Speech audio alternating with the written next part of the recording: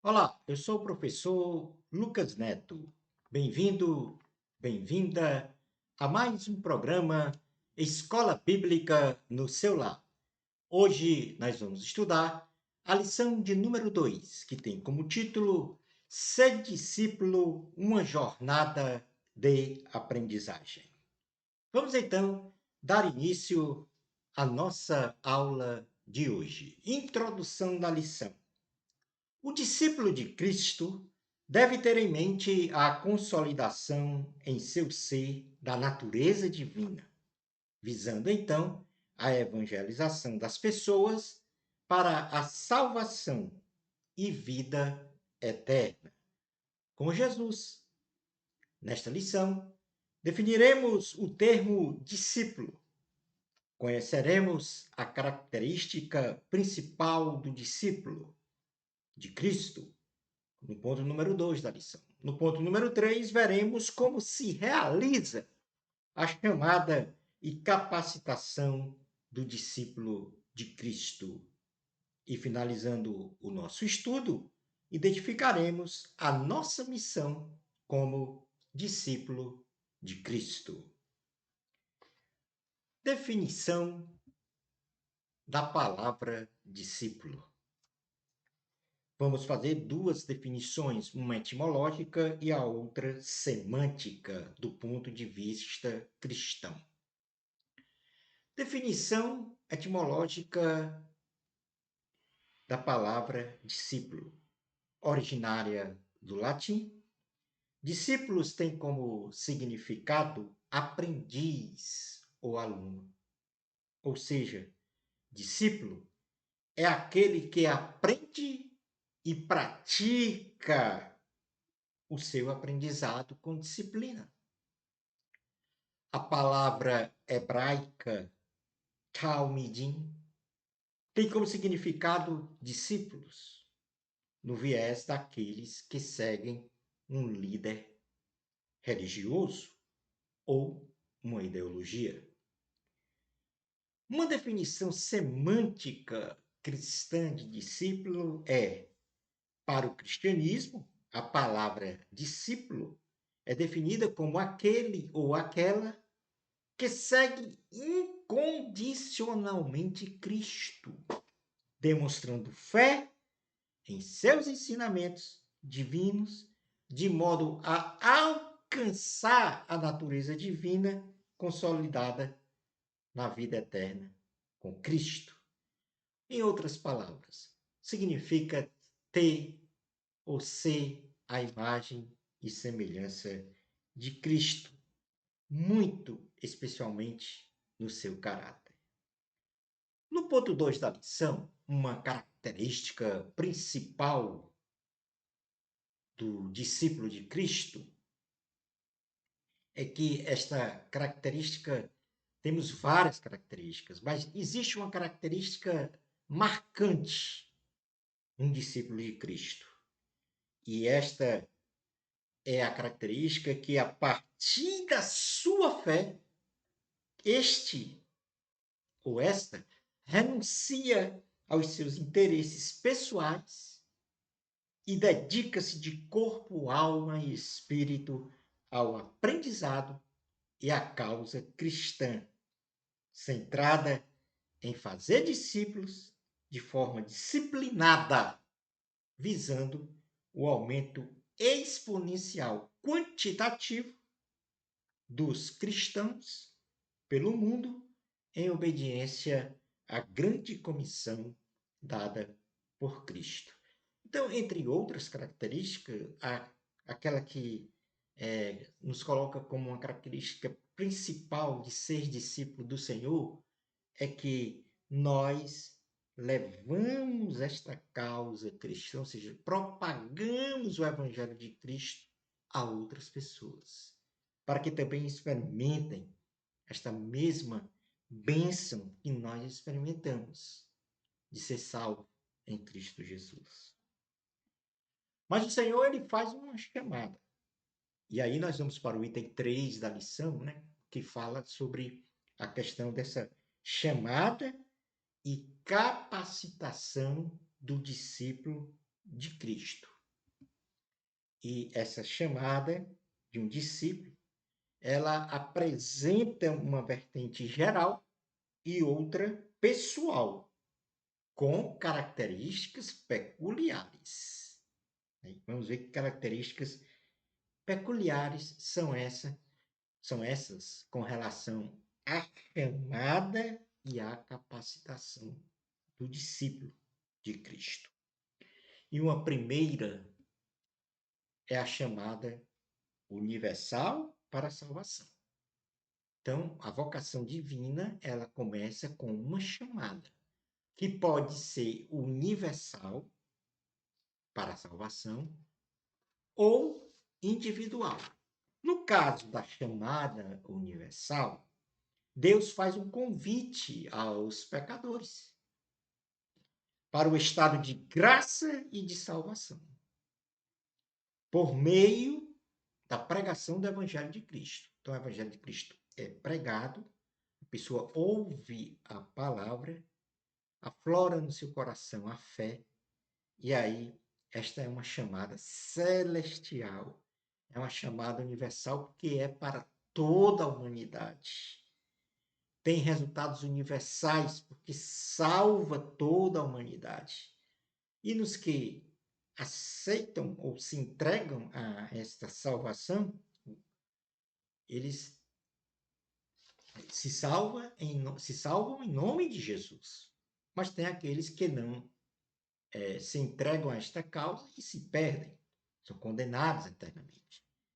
Essa chamada universal, ela harmoniza com o propósito divino no tocante a cada pessoa.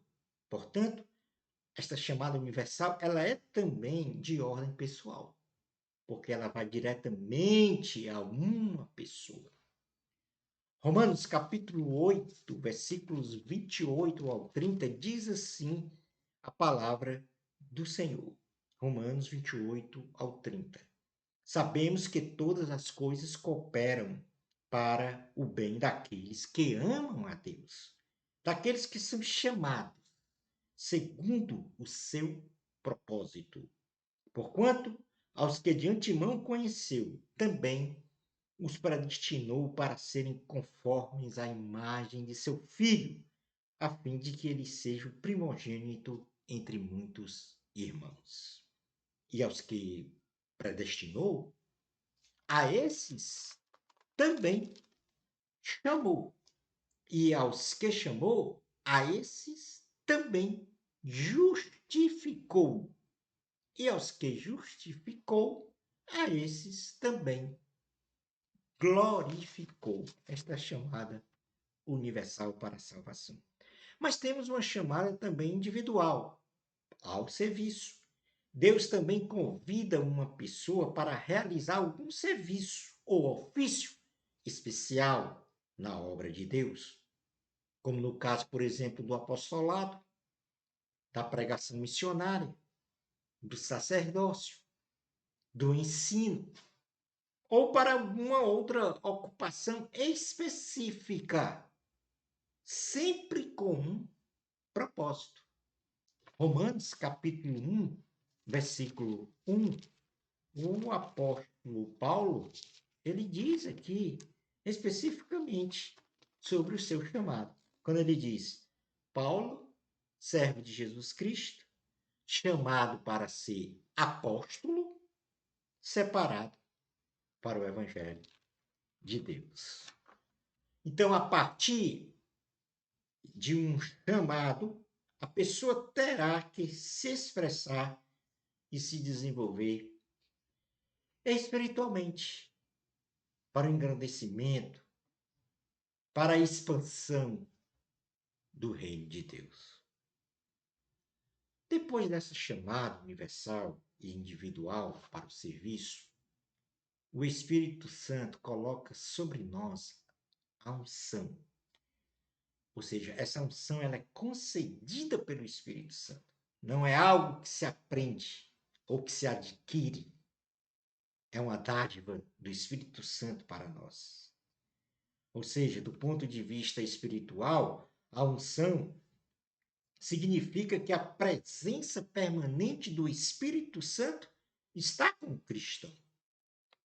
É uma operação espiritual dada diretamente por Yahvé, que em algumas vezes se materializa pelo derramamento do óleo de azeite sobre o escolhido. Uma ação simbólica da unção do Espírito Santo sobre a pessoa. Em Lucas capítulo 4, versículos 16 ao 22, o Senhor Jesus ele fala sobre isso, sobre esta unção. Quando diz assim a palavra do Senhor, Lucas 4, 16 ao 22. Indo para Nazaré, onde fora criado, entrou num sábado na sinagoga, segundo o seu costume, e levantou-se para ler. Então lhe deram o livro do profeta Isaías, e abrindo o livro, achou o lugar onde estava escrito: O Espírito do Senhor está sobre mim, pelo que me ungiu para evangelizar os pobres, enviou-me para proclamar libertação aos cativos e restauração à vista dos cegos, para pôr em liberdade os oprimidos e apregoar o ano aceitável do Senhor. Tendo fechado o livro, devolveu-o ao assistente e sentou-se. E todos na sinagoga tinham os olhos fitos em Jesus. Então passou Jesus a dizer-lhes: Hoje se cumpriu a escritura que acabais de ouvir. Todos lhe davam testemunho e se maravilhavam das palavras de graça que lhe saíam dos lábios. E perguntavam: Não é este o filho de José? Jesus aqui diz que o Espírito Santo estava sobre ele e o ungiu para realizar a sua missão aqui na terra. A mesma coisa Jesus, o Espírito Santo, faz em nós. Faz o nosso chamado e nos concede essa unção pelo Espírito. Mas depois disso, desta unção, já com o Espírito Santo em nós, ele nos dá a formação. E o que é essa formação de um discípulo? É a formatação de um caráter moral, de um caráter ético, social e espiritual de uma pessoa. De modo que esta pessoa começa a acumular experiências e provisões de meios para bem desempenhar esta sua chamada, sob a unção do Espírito Santo, para desempenhar a sua vocação. Em sua maioria das vezes, esta formação dá-se através de ou uma pessoa referencial, com suas respectivas atitudes e procedimentos, comparados aos valores absolutos de Deus, ou mesmo pela sua própria experiência com Deus, sua comunhão com o Senhor. Então, no momento em que você tem essa vivência espiritual, está sendo formatada em você uma formação de discípulo. E, por fim, vem a capacitação. A capacitação espiritual não se embasa nas capacidades naturais do ser humano, nos terrenos físico, moral e intelectual. Não, capacitação não é essa. A capacitação se refere às realizações, segundo a vontade de Deus, daquele que foi chamado, ungido e formatado para o desempenho de sua vocação. É na capacitação que o chamado de Deus é confirmado perante os olhos das outras pessoas. Romanos capítulo 5, versículos 1 ao 5, fala um pouco aqui da formação. Então vamos realizar aqui uma leitura rápida de Romanos 5, 1 ao 15, que diz 1 ao 5, que diz assim: Justificados, pois, mediante a fé, nós temos paz com Deus, por meio de nosso Senhor Jesus Cristo, por intermédio de quem obtivemos igualmente acesso pela fé a esta graça, na qual estamos firmes, e gloriamo-nos na esperança da glória de Deus.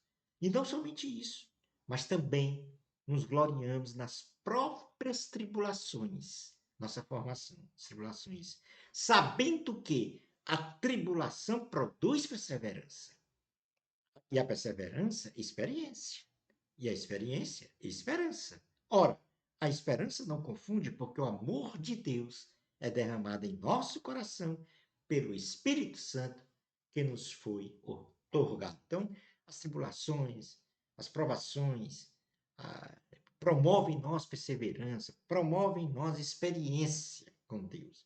E por isso nós vamos sendo formados e capacitados a realizar a obra de Deus.